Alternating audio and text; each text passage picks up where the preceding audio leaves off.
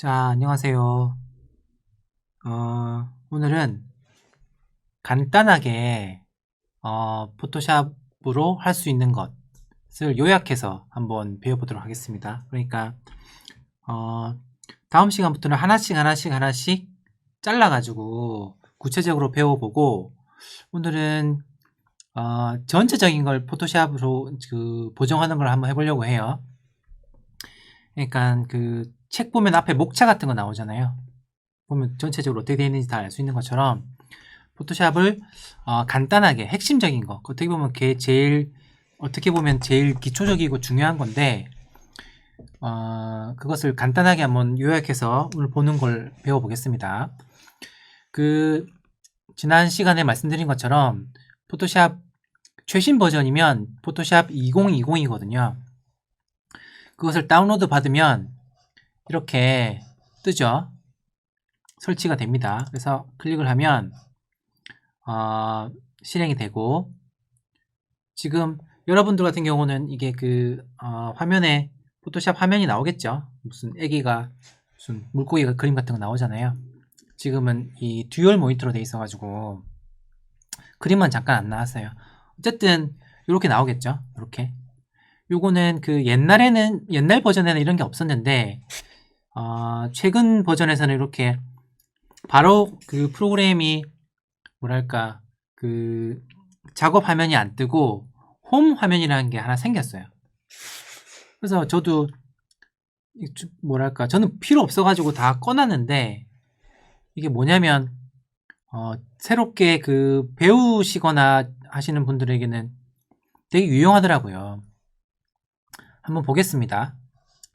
홈 화면은 말 그대로 홈이에요. 그냥 제 시작. 그래서 숨기면 제한이라고 그래가지고 클릭하시면 학습하는 사이트로 넘어가거든요. 그 다음에 새로운 기능이라든지 이런 거 보시고 싶으시면 클릭하시면 되고, 그 다음에 이건 최근에 작업한 게 이렇게 보이게 돼 있어요. 마지막에 제가 이걸 불러들였다가 닫은 게 요 사진이었거든요. 그럼 맨 마지막에 한 최근 사진이 여기 나와 있는 거죠. 그 다음에 최신 버전 중에 제가 놀란 게 뭐냐면, 여기 보면 학습 있죠. 여러분 이것만 열심히 보시더라도 저한테 안 배우셔도 될 것 같아요. 너무 잘 해놨습니다. 야, 훨씬 더 이건 이제 포토샵을 만든 회사에서 만든 교육 영상이잖아요. 그래가지고 하나씩 보시면 됩니다. 나중에 혹시 저한테 배우시고 뭐랄까 좀 이해가 안 가시거나 하는 건 여기서 보시면 되죠. 영상으로 돼가지고 되게 잘 돼 있습니다. 그 다음에 이제 여기서 이제 창을 만들거나 클릭해가지고 이렇게 바탕화면으로 가서 사진을 불러오셔도 되고, 아니면 여기 PS라고 되어 있는 아이콘이 있죠. 저게 포토샵 아이콘이에요. 쟤를 클릭하면 전통적인 보던 장면이 창이죠. 이게 작업 창이거든요. 아무튼 이 집 모양이 무슨 익스플로러 홈 화면처럼 저런 게 새로 생겼어요. 참고하시고, 학습은 필요 없으니까 닫겠습니다. 이렇게 닫아요. 짝 하면 작아지고요. 이걸 누르면 커지고. 아시는 분 계시겠지만 모든 컴퓨터가 대부분 다 커서만 갖다 대면 설명이 나오죠. 이게 어떤 건지. 너무 편리한 것 같아요. 그래서 확장하고 싶으면 클릭하면 되고, 그죠? 누르면 꺼지는 거예요. 그 다음에 밑에 점선 같은 게 보이죠? 여기서 닫으면 이게 없어지는 거예요. 이것도 마찬가지로 이렇게 하면 닫아지는 거죠. 이게 기본 포토샵의 작업하는 화면이거든요. 그래서 크게 어떻게 화면이 구성되어 있는지를 말씀드리면, 보통의 무슨 우리 한글 프로그램은 다 쓰시잖아요. 보면은 메뉴에 이렇게 메뉴들이 있죠. 이걸 메뉴라고 합니다. 파일, 편집, 이미지 레이어, 문자, 선택 이렇게 돼 있죠. 파일 편집까지는 다 비슷하잖아요. 뒤에 있는 이 메뉴의 그 항목들이 그 프로그램 성격상 조금씩 달라지는 것 같아요. 이렇게 위에 그 메뉴가 있고 왼쪽에는 세로로 뭐 쭈루루 있잖아요. 그리고 여기를 클릭하면 어떻게 될까요? 작아지겠죠. 아 진짜 두 줄이 되네요. 이렇게 바뀌고요. 물론 떼가지고 옮길 수도 있어요. 이렇게. 그래서 다시 이렇게 붙일 수도 있고요. 옮길 수도 있어요. 이 왼쪽에 있는 이 얘네들을 뭐냐면 툴바라고 해요. 툴바. 그러니까 도구죠, 도구. 위에서 메뉴에 있는 거랑은 좀 달라요. 메뉴에 있는 거는 뭐 전통적인 다른 프로그램들이랑 비슷해요. 여러 가지 기능들을 비슷한 것끼리 묶어 놓은 거잖아요.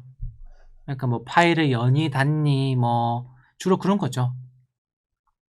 그게 제일 중요하죠. 열고 닫고 어디로 뭐 이렇게 보내거나 뭐 자동으로 뭘 하거나 그게 제일 중요하고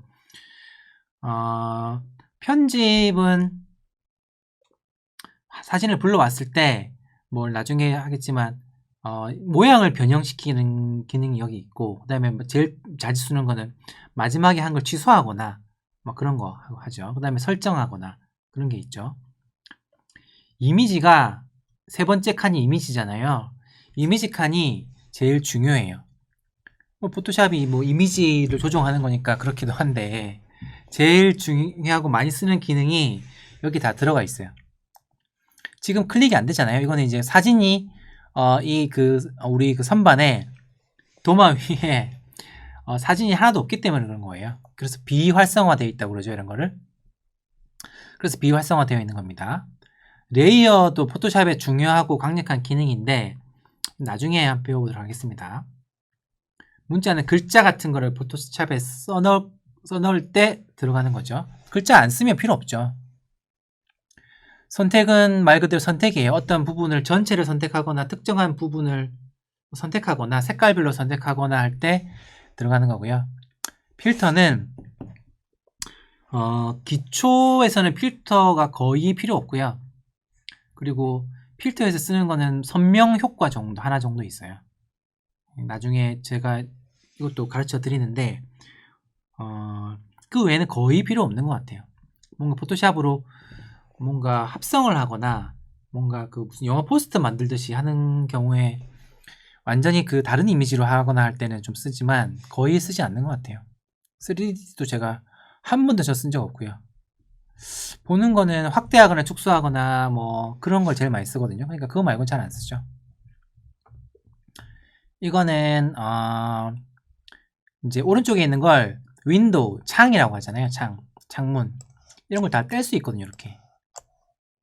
그러니까는 창이라는 거는 내가 뭔가 작업을 하는데 그것의 어떤 상태를 더 부연 설명해 주는 거예요. 자세히 알 수 있게. 근데 창도 뭐랄까 왜 많냐면 포토샵의 기능이 굉장히 많잖아요. 할 수 있는 게 무슨 다 여러 개의 이미지를 가지고 뭐 이렇게 하나로 만들거나 아까 영어 포스터 예를 들었듯이 영어 포스터에는 딱 한 장면 한 컷의 사진에 글씨만 들어가는 게 아니라 여러 장의 이미지를 가지고 합성하기도 하고 그죠? 근데 제가 중점적으로 여러분들과 한테 알려드리는 거는 리터칭에 집중되어 있기 때문에 안 쓰는 게 되게 많아요. 안 쓰고요. 그것도 안 쓰고요. 지금 안 쓰고요. 채널도 필요 없어요.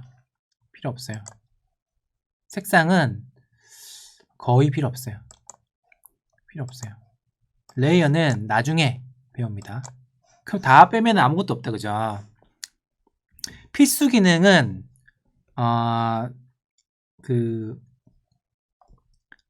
거의 필요한 거는 필수 기능에는 오늘은 없는 것 같아요. 자, 그러면은 사진을 한번 불러와 볼게요. 불러오려면 이건 뭐 똑같아요. 파일에서 열기 해서 찾아 들어가면 되죠. 제가 지난 시간에 예를 들었던 그 사진이에요. 그죠? 보정은 순서가 있어요. 대충 원래 첫 번째로 톤을 보정하고 그러니까 톤이란 것은 콘트라스트랑 밝기의 콘트라스트와 밝기가 서로 어떤 혼합되어서 많이 쓰이는 개념 같아요. 그래서 만약에 사진에 콘트라스트가 괜찮고 사진에 밝기가 괜찮으면 할 게 없겠죠. 그럴 수도 있죠. 그 다음에 사진의 어떤 구도가 잘못되어 있다. 그죠? 구도를 늘릴 수는 없지만 우리가 잘라서 줄일 수는 있거든요. 우리가 그 촬영할 때 뭔가 백발백중은 아니니까요. 그래서 간단한 톤 보정, 그리고 트리밍이라고 하죠. 크로핑이라고도 하고, 그 다음에 그 샤픈 기능, 필터에 있는 샤픈 기능을 조금 주고, 그리고 사이즈 조절하고, 그 정도 알아보려고 합니다. 자, 톤을 볼게요. 톤을 그때 PPT로 제가 보여드렸잖아요. 보면은 이거보다 콘트라스트가 약간 높죠, 그죠? 지금은 약간 뭐랄까 좀 티미한 느낌이 좀 들잖아요. 그래서 한번 보면은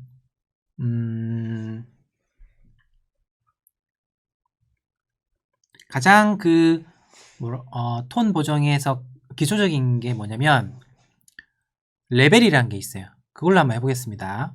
한번 따라 해보세요.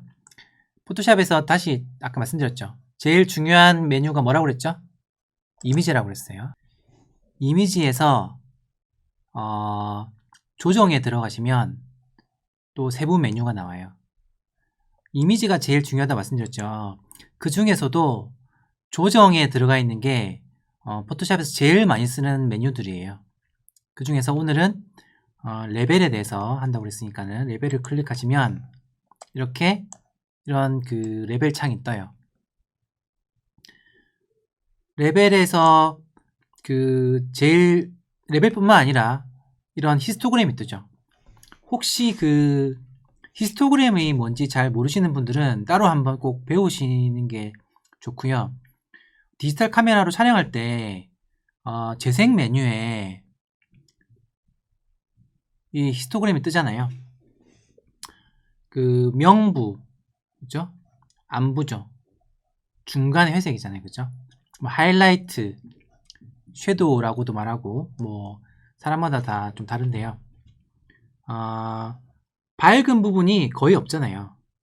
그걸 말하고 있죠. 중간 부분도 조금밖에 없어요. 까만 부분은 얼마나 있죠? 없죠. 까만 부분도 없어요. 그러므로 이 사진이 완전히 까만 것도 없고 완전히 하얀 것도 없고 중간보다 중간과 아주 그 완전 그 안부 완전 블랙의 섀도우의 중간 정도, 이 정도의 어두움이 많잖아요. 사진을 보시면은 딱 봐도 물이 제일 많죠. 이게 물의 밝기겠죠. 물의 양이잖아요. 그렇다면 이 그 벚꽃이 조금 있잖아요. 벚꽃 하얀 거. 이 부분이겠죠. 이 부분. 완전히 하얀 거 없으니까는 이 정도 조금 있잖아요. 그랬을 때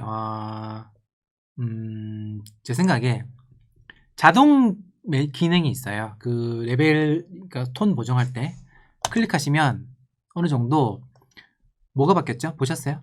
포토샵이 이게 나온 지가 꽤 오래됐거든요. 이게 20년 넘은 걸로 알아요. 제가 알기로. 20년이 뭡니까? 더 된 30년 됐나? 그랬을 때 그 축적된 한 장의 사진 보정하는 노하우가 있을 거 아니에요. 그랬을 때 10개 중에 한 반 정도는 괜찮게 싹 보정해 주더라고요. 그러면 뭐 보정 끝났죠. 어떻게 보면은. 보세요. 다시 한번 해볼게요. 취소해 볼게요. 취소해서 단축키로 해보겠습니다. Ctrl L 떴죠? 자, 이 이 그 히스토그램에서 이 메뉴가 이걸 바라고 그러거든요. 이것들을 바라고 그러는데 자동으로 하면 검정이 올라왔죠. 그죠? 검정이 올라왔기 때문에, 그러니까 다른 건 거의 별로 안 바뀌었잖아요. 검정이 올라와서 이 사진이 그 명분은 조금 있고 중간도 별로 없지만 중간보다 어두운 부분이 되게 많고 아주 검은 부분이 없는데 검은 부분을 만들어준 거죠. 확인하면은 콘트라스트가 조금 높아진 것처럼 보이죠. 그 콘트라스트의 개념을 아셔야 되는데 밝은 것은 더 밝게, 어두운 것은 더 어두워지게, 이 차이가 벌어지면 콘트라스트가 높다고 그러죠. 그죠? 우리 사진은 이 사진이 콘트라스트가 좀 낮았잖아요. 그래서 검정이 좀 더 까맣게 됨으로써 그 차이를 벌린 거죠. 한글 파일도 그렇지만 모든 대부분의 프로그램은 컨트롤 Z 하면은 그 이전으로 되돌아가죠. 아니면 편집해서 취소. 마지막에 제가 레벨을 했기 때문에 레벨 주소라고 뜨네요. 그죠? 이렇게 되죠. 그런데 다시 레벨로 가보겠습니다. 자동으로 하셔도 뭐 제 생각에 한 50%는 되더라라는 거고요. 근데 좀 더 본인이 하시고 싶으시면 얘를 올리면 되죠. 그러므로 아까 예견 첫 시간에 말씀드린 것처럼 뭐가 필요한지를 본인이 아는 게 중요합니다. 올리고 이걸 팍 올리면 이렇게 날아가죠. 안 되죠. 그 다음에 그 중간을 조정하는 거죠. 이렇게 하면 분위기가 달라지잖아요. 완전히. 그죠? 이때 조정하는 거예요. 이렇게 조금씩 조금 조정합니다. 이렇게 뭐 이 정도로 하면 어떨까 싶어요. 대충 이 정도 하고 밑에 거는 거의 건들 필요 없어요. 건들 필요 없어요. 그 다음에 했죠? 클릭. 그러면 이제 톤 조정이 어느 정도 됐다고 쳐요. 그 다음에 색을 조정하는데 색은 색에 대해서 여러분이 확실히 해야겠다는 생각이 드시면 하시되 별 문제가 없으면 안 하셔도 돼요. 여기서도 큰 문제가 없거든요. 그래서 색을 많이 할 건 없다고 생각해요. 색을 조정하는 것은 몇 가지가 있어요. 첫 번째는 활기. 활기만 해도 올라가요. 이렇게. 채도는 채도가 높으면 뭐랄까 빨강과 새빨강의 차이 같은 거거든요. 더 원색에 가까워지는 게 채도죠. 활기는 말로 표현을 잘 못하겠는데 채도랑 좀 달라요. 채도는 쓰시는 게 별로 안 좋은 것 같아요. 채도를 써서 그 효과를 많이 본 적은 별로 없거든요. 채도를 근데 많이 쓴 사진은 많이 봤죠. 이런 걸 제가 대표적인 아까 지난 수업에서 양념이라고 말한 게 이런 건데요. 제 사진 같은 경우에 지금은 활기를 조금 주면은 약간 좀 더 뭐랄까 좀 이렇게 됩니다. 이걸 활기라고 포토샵에서 이제 표현하는 거죠. 활기 있어 보이죠? 좀 축 늘어진 게 아니라. 그래서 수치는 참고로 50을 보통 맥시멈으로 생각하시면 돼요. 그래서 활기 조금 주고 20 정도로 할게요. 그럼 활기 주기 전이랑 비교해 볼까요? 그죠? 좀 뒤로 갔죠? 이게 이렇게 된 거죠. 지금. 자, 컨트롤 Z를 하면 Z를 할수록 뒤로 가거든요. 그리고 저는 지금 다시 앞으로 왔습니다. 그리고 그 다음에 사진의 톤은 됐다고 치고 그러면은 이제 잘라야 될 거 아니에요. 이 사진이 뭐 구도가 좀 마음에 안 드니까 자르는 것은 그냥 종이라고 생각하시면은 가위로 그냥 쓱쓱쓱 자르는 거랑 비슷해요. 자, 트리밍 하는 게 있죠. 트리밍 이걸로 조정하는 거예요. 이렇게 막 마음대로 막 휘휘 움직이죠. 그래서 비율을 정할 수도 있어요. 비율을 아까 이 사진 같은 경우는 저는 지난 시간에 보여드린 1:1로 했거든요. 이렇게 1:1로. 그래서 이렇게 조정할 수 있어요. 처음에 하시면 굉장히 익숙하지 않으시고 저도 이게 포토샵을 계속 써온 사람으로서 이게 2020 19부터 이게 뭐가 많이 바뀌어가지고 적응이 안 되는데 저 같은 경우는 여기 톱니바퀴 같은 게 설정이잖아요. 클래식 모드라고 있거든요. 저는 이게 옛날 자르기 모드랑 똑같아가지고 이게 편합니다. 저는. 그 다음에 이게 트리밍 하는 거예요. 이게 클래식 모드 기준으로. 그랬을 때 커서가 보세요. 안에 들어온 거랑 바깥에 있는 거랑 다르잖아요. 안에 들어오면 이게 화살표처럼 되고 화살촉처럼 되고, 바깥에 들어가 있으니까 또 이렇게 조정할 수 있거든요. 이렇게 돌릴 수가 돼 있어요. 지금 돌릴 건 없으니까는 3분할 구도에 맞췄잖아요. 그러면 바깥에서는 돌릴 수가, 옮길 수가 없고, 안에 들어온 상태에서는 클릭을 하면은 움직일 수가 있어요. 이렇게. 물론 그 화면 밖으로 나가면 안 되겠죠. 그리고 자석처럼 움직이시다 보면은 이 경계선과 선이 지나가다 보면은 탁 자석처럼 탁 붙어요. 되게 잘 만들어 놨죠. 이 정도로 만드는 것 같아요. 제 기억에. 뭐 더 가도 되고 더 줄어들고 되고, 이렇게 이 정도로 할게요. 그 다음에 자르고 싶다 그러면은 확인 누르시면 돼요. 그러면은 간단하게 톤 보정하고 간단하게 트리밍 했죠. 그 다음에 이미지에 들어갔을 때 크기를 보시면은 3654 곱하기 3654가 이거의 그 화소의 크기죠. 화소 점의 개수잖아요. 그죠?